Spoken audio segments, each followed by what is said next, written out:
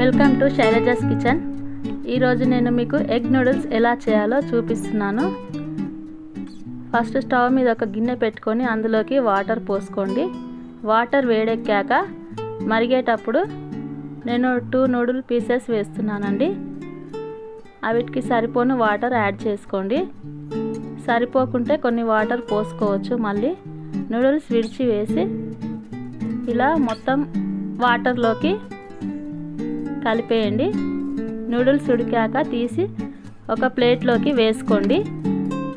మళ్ళీ ఒక గిన్నె పెట్టి అందులోకి ఆయిల్ పోయండి. ఆయిల్ కొంచెం ఎక్కువగా ఉన్నా పర్వాలేదండి.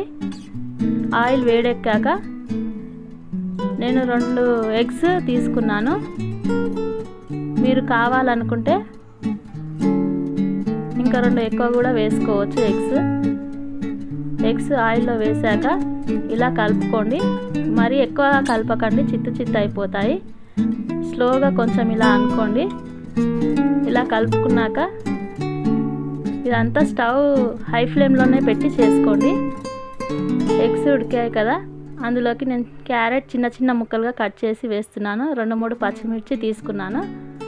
బాగా ఫ్రై చేసుకోండి. హై ఫ్లేమ్లో పెట్టుకోండి స్టవ్, మర్చిపోకండి. రుచికి సరిపడంత సాల్ట్ వేస్తున్నాను. మీరు కావాలనుకుంటే కొంచెం స్పైసీగా కావాలనుకుంటే కారం కూడా వేసుకోవచ్చు. ఇప్పుడు ఉడికించిన నూడిల్స్ వేసేసి మొత్తం కలిపేస్తున్నానండి. ఇలానే కలుపుకోండి. మరీ ఎక్కువగా కలిపితే నూడిల్స్ కూడా చిట్లిపోతాయి.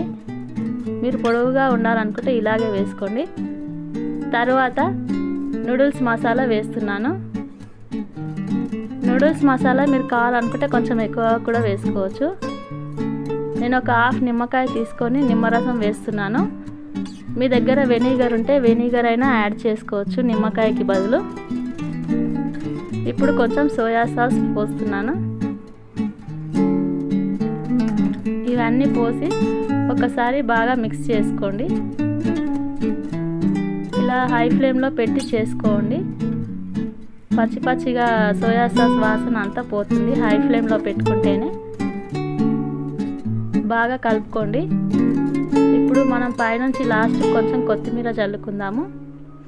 ఇప్పుడు మనకు కావాల్సిన ఎగ్ నూడిల్స్ రెడీ అయిపోయిందండి.